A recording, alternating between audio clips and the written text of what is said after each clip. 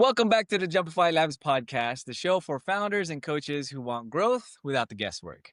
Here we're mixing data, AI, and real talk around the systems that drive predictable growth. And today we're joined by Cliff Locks, a three-time founder who's built and sold companies. He's helped 7,000 entrepreneurs through the Hyper Accelerator, and he's developed a 92% track record for turning executives into multimillionaires. His Executive Ascent program has become a roadmap for leaders who want discipline, clarity, and real wealth creation. Cliff, welcome to the show. Jay, you're the best. It's amazing how you work with your fine clients and our listeners, for your podcast. It's just a breath of fresh air. You really care and you're passionate about bringing out the best in others, which really shines. A lot to be proud of. I appreciate it. Thank you so much. The pleasure is actually all mine. Let's start things off. Cliff, you've built and sold 3 companies, including one to a Fortune 500. What were the early foundational systems that helped you get those wins? I think the major piece, I also mentor executives on a global level, and it's the goal setting.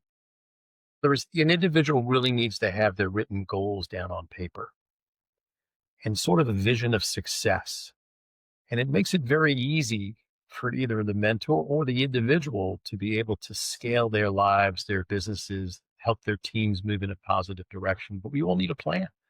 You want to call it project management. I don't have a problem with it, but you need some sort of really a shining view of what are we looking to accomplish and put some metrics to it, which sometimes people use KPIs, OKRs, and you can look it up, online. So we can measure our results as we're moving forward. Absolutely. Yeah. We all want to have that North Star guiding our efforts. Really important. Yeah. And a lot of times people get into business because they're good at something. They want to make money off of it, but it's very short-term thinking. Whereas if you had a North Star, some ultimate end goal to work towards, it kind of makes things a little bit more simple. You've coached 7,200 entrepreneurs across 72 countries. What patterns do you see from the ones who break through versus the ones who don't? Magic.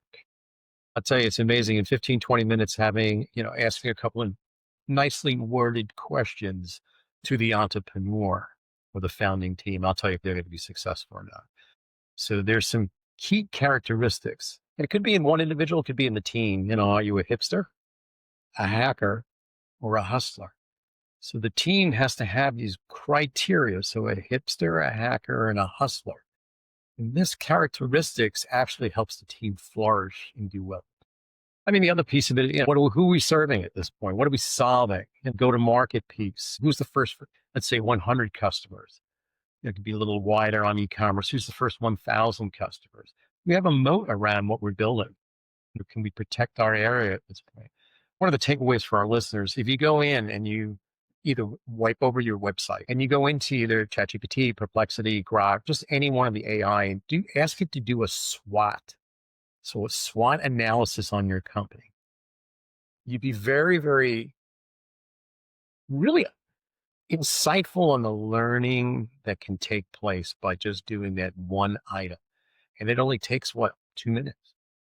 And it comes back with some very vibrantness on it. So it's got your website. So a lot about your fine organization, your team, the services you're providing. And now it's looking at the benchmarking of some of the competitors out there, what you do well, where you're suffering.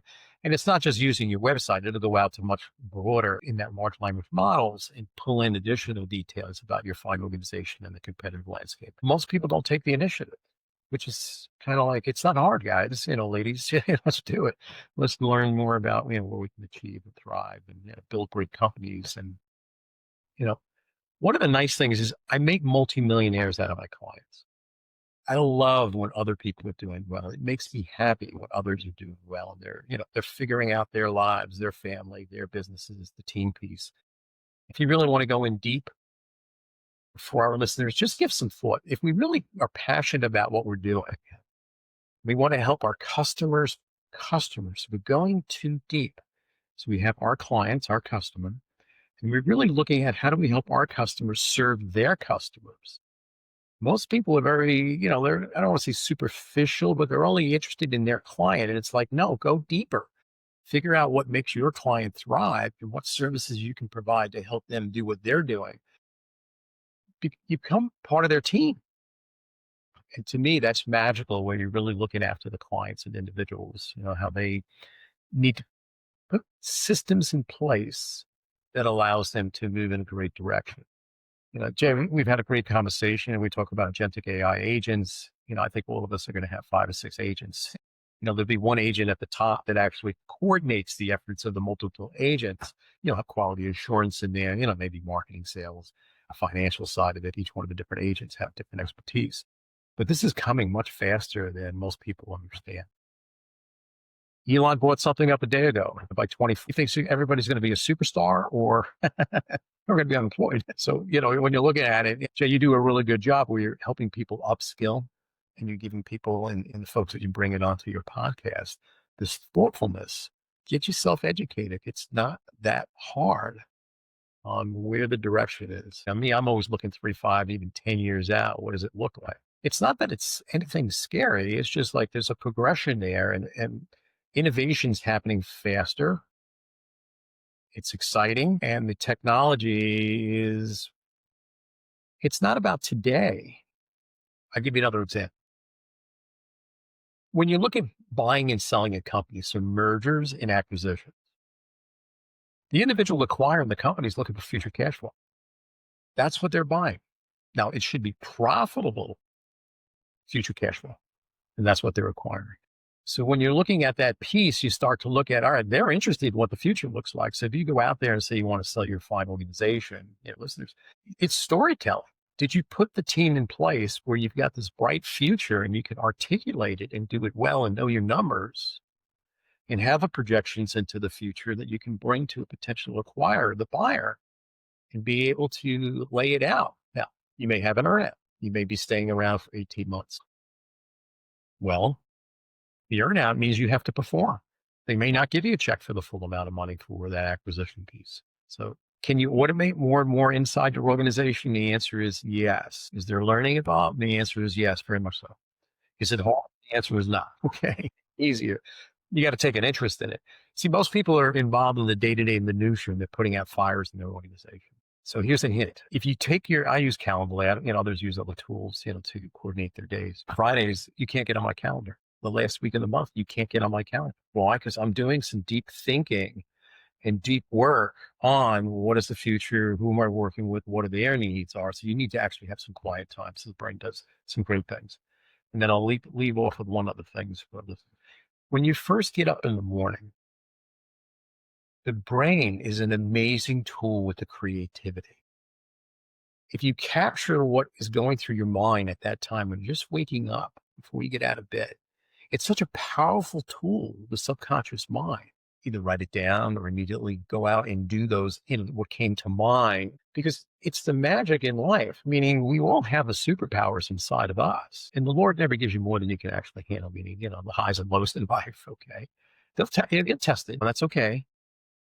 Just that idea of understanding the subliminal mind, meaning the creativity that's available to you once you write your goals down. So you and I make decisions day in and day out, yes and no, to do certain things or not do certain things.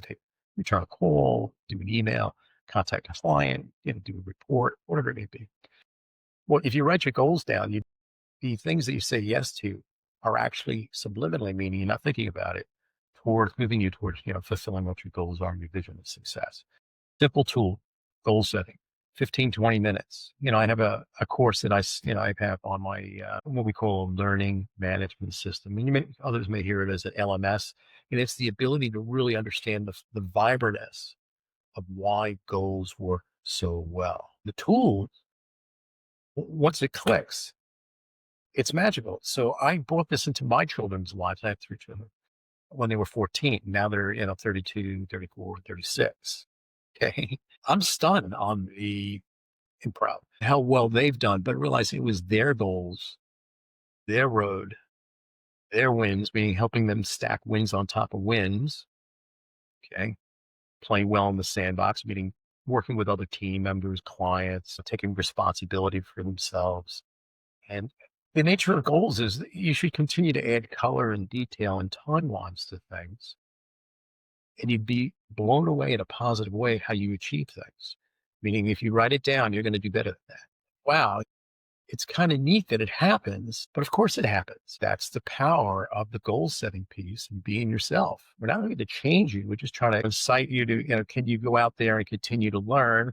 Agentic AI agents is going to be very impactful on your life, your family, your company, your team. Okay. And start to experiment a little bit. Bring in outside individuals and mentors to help you. Not everybody's going to buy in. You're going to get pushback on some of the team members they think is going to take their job. No, no, no. Microsoft figured it out. They used the word Copilot. It's a tool. It's there. Some of the tools are free. Yeah.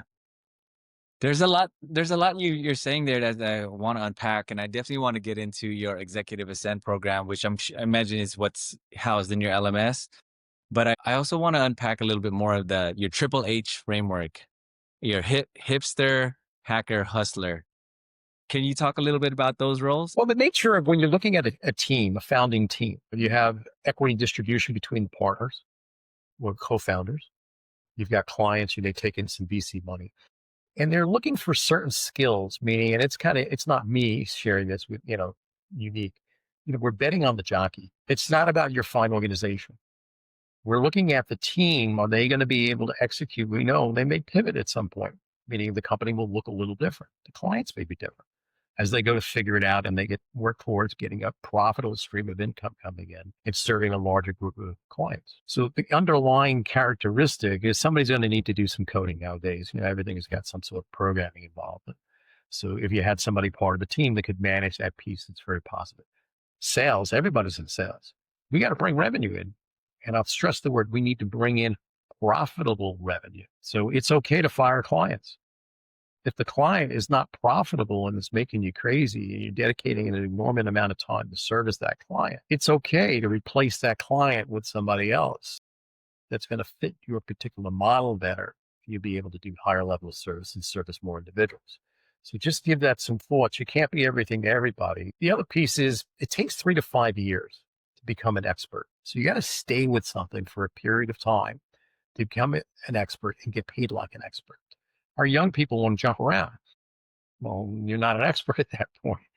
You're not going to get paid like an expert. And they wonder why. And it's like, you need to make this positive contribution. Going back to the hipster, hacker, and hustler, if you go in and you start to look at the characteristics of those individuals, the foundational piece, we have a fiduciary responsibility of whoever we're taking money in from our clients. And we may also have internal clients. I mean, you may be in a role inside an organization where you're providing services to your C-level suite, your executives, and others, not just clients. So you have internal and external. Clients would be the external. We have to provide 10x in value versus the money and taxes and other, benefits that we have as an employee, a team member, or a co-founder. Just give that some thought. 10x. Now, with my clients, I try to gently persuade them with kindness and intelligence. It should be 10x in profit to our clients. So if we're delivering 10x in profits to our clients, they're not going to unplug us. We're really making a positive contribution to what they're building. Then, as I mentioned earlier, if you want to go deeper and look after their client's client and help them with the 10x, now it's really a cemented. Does this work? I've done it with Amazon. I've done it with Walmart. I've opened up some very large clients. And it's always been about what? Listening, assessment, and execution. It's not really hard. And then Walmart came back to me and says, look, you'll be with us for 20 years. Just never steal from us. Do not steal from a client. If you have a problem, bring it up early. That's really, really important. Clients want you to solve things. They know, it's not always smooth, but they don't like when you're hiding things. In other words, if you have a problem, bring it up early. Bring it up with your coworkers. Bring it up to the individual you report to. Ask. Now, if you have a problem and you want to solve it, and this goes back to that hipster, hacker, and hustler, come in with 3 suggestions on how to solve whatever you're looking to work on that you would go to somebody you're going to report to or a client. And then that individual can give you some guidance on which one of those solutions you were proposing is the best route forward. Don't take your monkey, meaning that problem, and put it on somebody else's shoulder. No, come up with a solution. It could be 3 solutions and ask for a little bit of guidance. Okay, no one has a problem with that. But again, you didn't transfer the problem onto somebody else. You were part of a solution. You were looking for a little mentorship or guidance. Imagine, always here to help you. Yeah. All right. Oh, Man, you're like a sage of wisdom.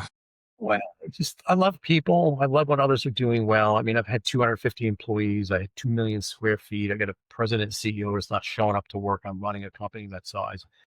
But it's always about the team. It's always about value proposition and getting to know people. People are good people. So when you're looking at it, you get people who get angry at other people or they want to micromanage people. And I'm like, oh, that's not going to be a good situation. So going back to that hipster hacker and hustler, the micromanagers, can that executive team actually step out and the company will continue to run on its own? Because the acquirer doesn't expect the CEO to stay in place sometimes, meaning continuity. So how do you make yourself expendable, meaning you're going to step out and you get the founding team has got them paid the acquisition piece? It's not rocket science, but we get so tied up in the day-to-day minutiae. So why did I take off on Fridays? Why am I not available on the last week of the month? Well, what do you think I'm doing? Doing the deep thinking that allows this wisdom to come forward, the self-improvement.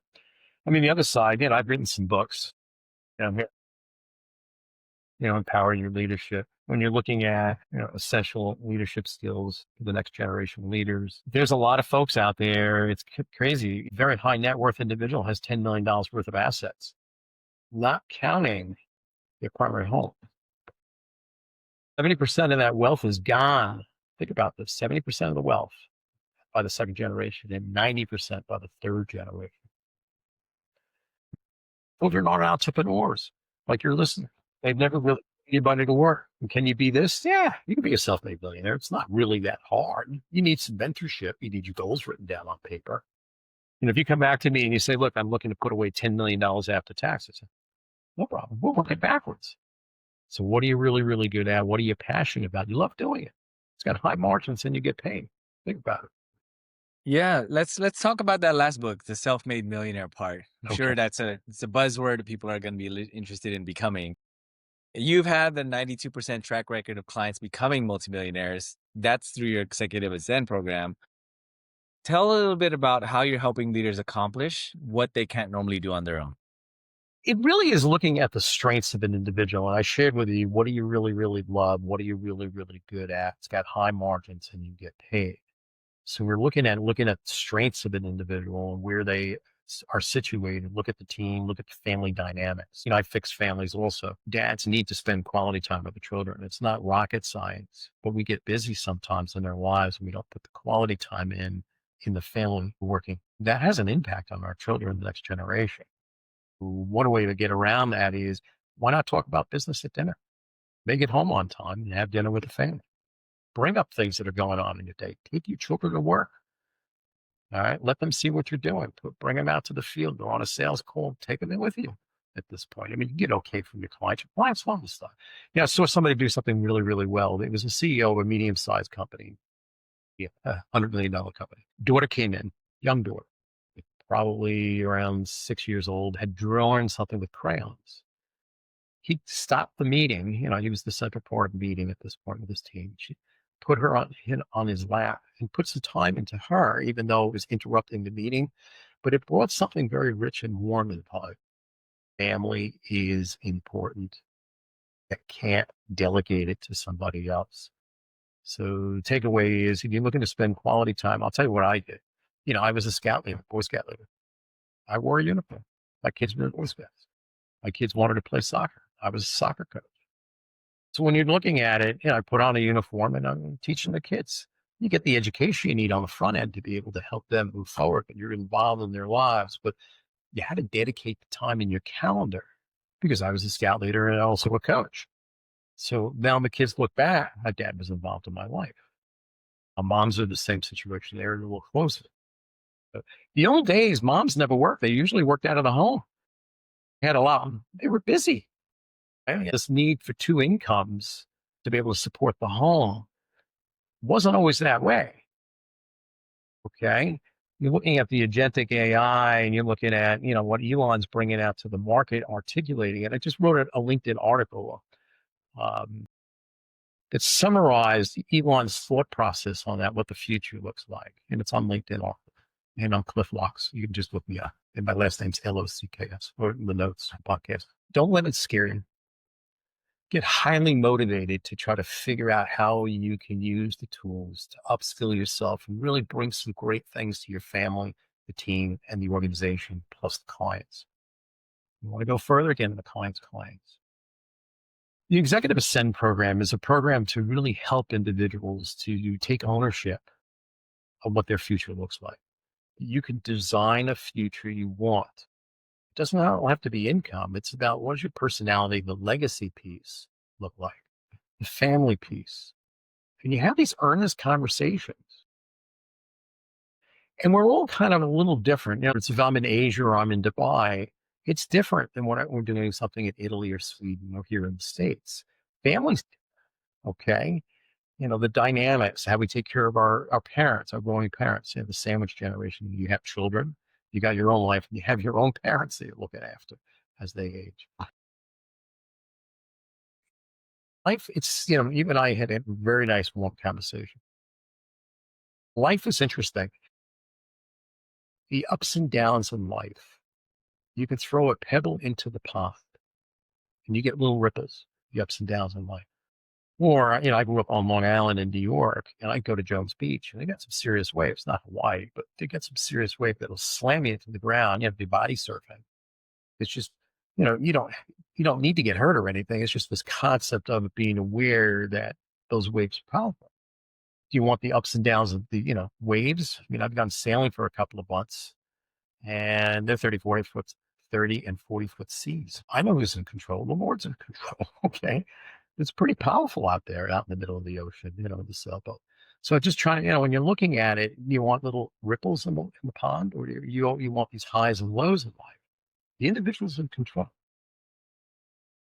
One of the last books I wrote was interesting. Just people running around that are what? Angry. What are they angry at? Well, they don't read themselves well, meaning you get an aura before you get angry. And for our listeners, here's a little gem for everybody. If you use the words, I feel, so I'm using the words, I feel you're trying to get me upset. I feel you're trying to make me angry. It didn't attack the other individual that you were getting that verbiage or the stimuli from. It's giving them a chance to reflect. I feel you're trying to hurt my feelings. They don't even know that they're hurting your feelings. They don't even know. In other words, they're not self-reflective, but you're giving them a chance to look inward a little bit on possibly what they're spewing. And in that book also, you can't hit a woman. All right. You're really there to serve. The guys, women are very, very good intuitions. They're brighter than the men. Okay. You need time to spend some quality time to really, do some deep listening. If your wife, your fiance, your girlfriend asks you to do something, just stop what you're doing, guys, and just do it immediately. It really enhances that relationship 10x. Yeah, I love how you tie that back to in our first conversation as well. A lot of the things that you talked about, not super tactical, but it all goes back to the big picture. And you talk about family, you talk about making your partner happy. Those are the values that are really driving me. How can I provide and be in that sandwich generation, take care of my older folks, my parents, take care of my sisters and my family underneath me as well. So I really love how everything you're tying it back to the big picture, which also goes back to what you initially said. What are your actual goals? Because people don't do that, as we've already described. So appreciate that, Cliff. What's the commonality between the people that you see that do become successful in your program? Usually, and it's also in life, we take total responsibility for ourselves. We're not blaming anybody else. And when the scouting community, I'll tell a young person, maybe 12, 14 years old, go in the bathroom, point the finger in the mirror. That's who's responsible. In that case, they're 12 and 14. It's not your mommy, not your daddy. It's you, the individual. So, when you're looking at it as an adult, you can still go in the bathroom, point the finger in the mirror and say, look, I'm responsible for me, my family, my team, my clients. And you own this. Come up with a plan, write your goals down, and execute against it.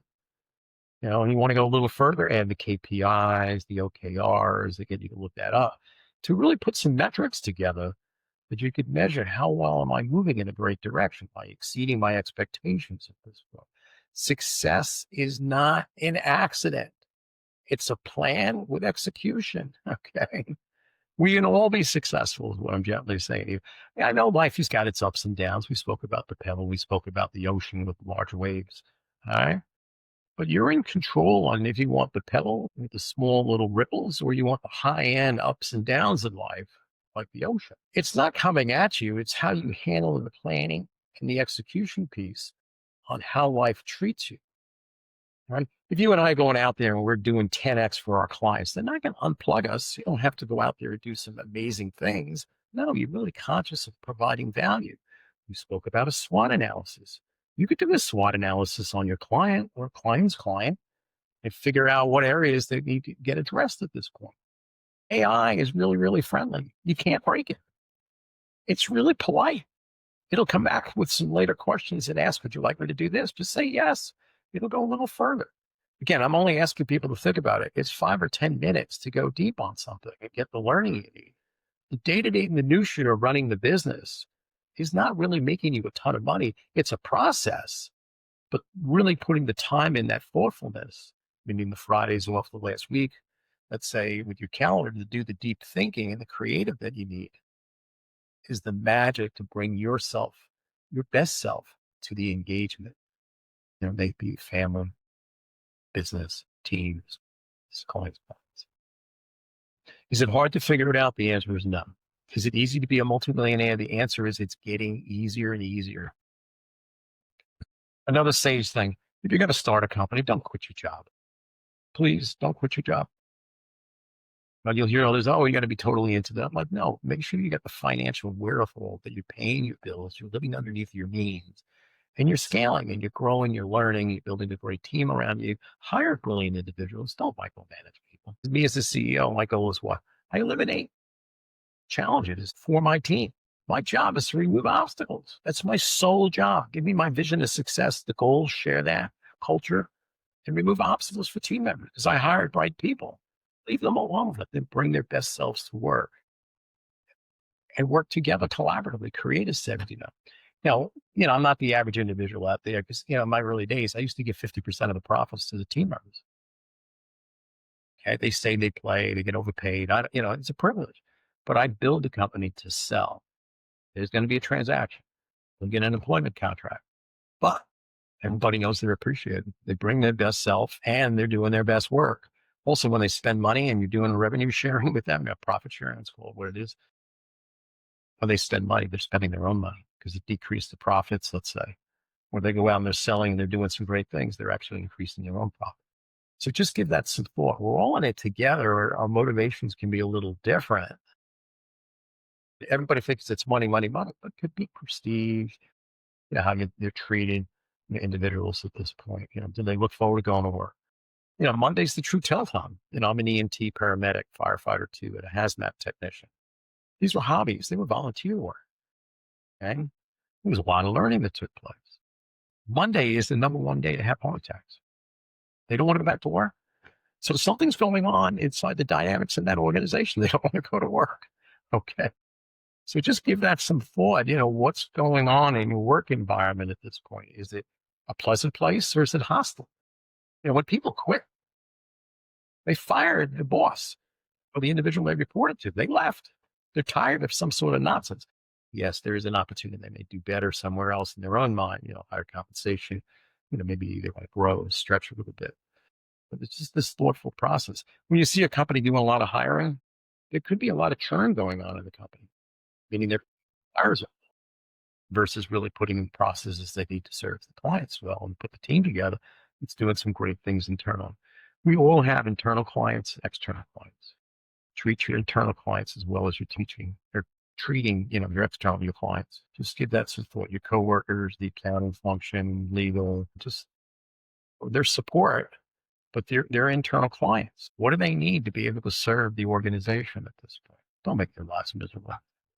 Yeah. That's such a good point to be made because I've been part of organizations where the focus was always on the customer, the client, which is absolutely important for the organization to move forward. We want to change their lives because I was in an organization, we were selling programs where they can essentially change their lives, either financially or relationships or whatever. But there's less focus on how can we change the lives of our own teammates.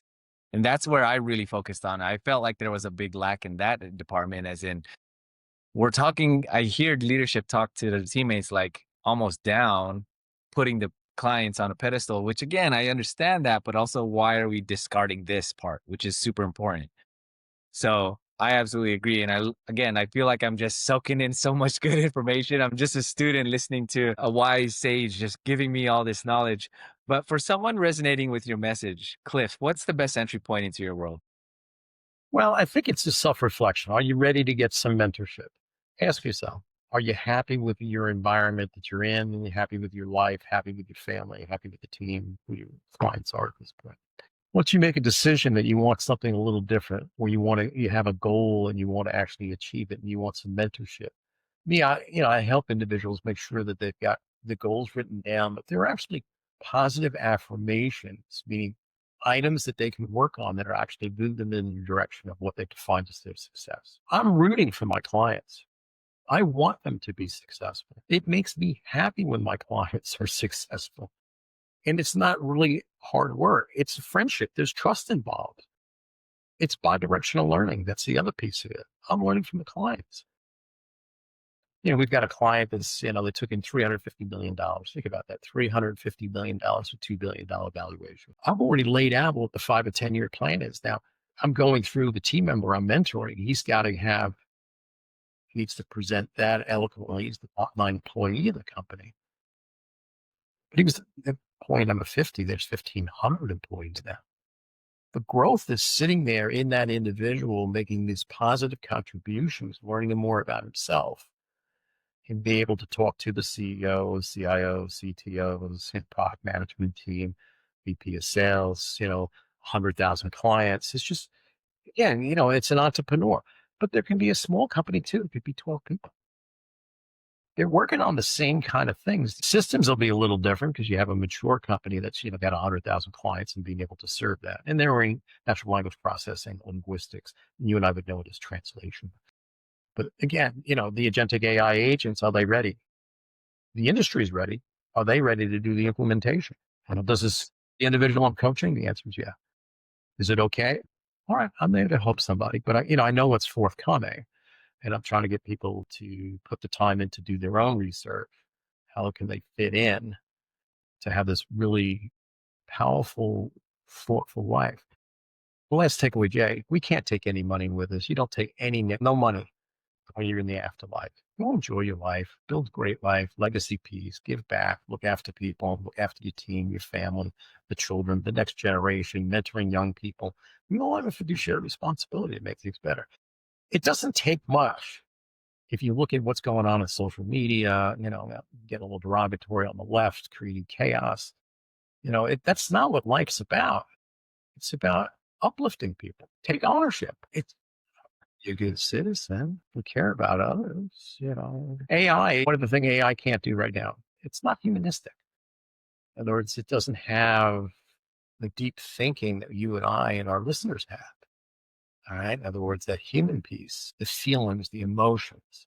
Now they're trying to train it for that, but it's still not that. So, can it go out, a humanoid, can it fold the clothes, do cooking, cleaning, work in the warehouse, be a first aid, be an EMT, be a police officer? The answer is yeah, it's going to have all those people are going to be there, you know. So the side is please stay out of the gray area and the black area. In other words, we're white hats. Do only do good. Stay out of that area that's going to get you jammed up. Yeah, there's no point in doing that. It could be a short-term win, but everything can crumble if you do something It that's can call. Pay your yeah. taxes. Work with smart accountants. They can figure out ways to help you reduce it, but pay, what you need to do. If you're not happy with your tax situation, get up and walk. I left New York, I left Connecticut, and I'm down in Florida. There's no state taxes. So I voted with what? My feet. Okay. What are you Oh, doing that's there who's, look, probably communist in New York City? Those that have the ability are going to do what? They're going to walk with their feet. They're going to go somewhere else. You want to tax the hell out of businesses in New York City? What are they going to do? CEO, the board of directors are going to walk with their feet. It's not rocket science, of course. Yeah. yeah. Cliff, where can someone reach out to you? Where was the best place for them to Yeah. go? LinkedIn is a wonderful tool. I post on a daily basis wisdom that's available to everybody, things that I find to be insightful that'll make a positive impact. So if you look up Cliff Locks, Locks, on LinkedIn, you can DM me there. You can ask me to be one of their contacts. I think one of the last takeaway, Jay, is if we're having fun, we're doing something right. If we continue to learn, we're doing something right. If we make great friendships and we build great trust, we're doing something right. All right. Without the friendships, the trust, and helping others, grow and mature and figure out their lives, we're missing something in their lives. So it's not an accident the Lord put us down on the earth. All right. I've had the privilege of talking to people, all over the world, and we're all very, very similar. Goals, what we want for our families, our businesses, and all of us, including me, are all trying to figure it out. It's a lot more fun to figure it out with a mentor or close friends that you can trust. If you have 5 or 6 friends, plenty. You don't need 50, 100 friends. No, meaningful friendships. Go back, look after your wife, put her on a pedestal. Really take a deep interest in what she needs. Yes, you need to open up the car door. Yes, you need to pull the chair back when she sits down. If your wife is cooking, you need to do the dishes. If your wife is doing the laundry and the clothes are on your bed, you need to help her fold it. Guys, come on, step up. All right. Take a lot of effort to be a good citizen, to show your love. Love is a little different. What I just shared with you is showing love to your spouse, your fiance, or your girlfriend. Let's bring chivalry back. They get better intuition. You might not always agree with me, but Yeah. all right. All right, Cliff. Well, thank you so much. I really appreciate all these. There was so much in there. I just want to, I could listen to you like just Glad spill we your wisdom all day. But thank you so much. I want to be also respectful of your on the time. program at some point if you want people to come in and ask the hardest questions they have in their lives. You and I can figure it out. You've got great background. You've been of service to hundreds of thousands of people in your life. You can think about all the touches in your audience. Yeah. Thank you so much. Cliff, if for the listeners who want to get a hold of Cliff, he's on LinkedIn. His websites are there as well. He's got multiple books up that he's already published. He's got 7 books. So make sure if you want to get a sample of what it's like to work with Cliff, you know where to reach out. And if you want more stories like this from other leaders who are pushing the envelope towards personal development and business development, be sure to tune in to JumpifyLabs for more. My name is Jay. Thanks so much. We'll talk again soon. Jay, you're the best. Thank you so much. Thanks, Cliff.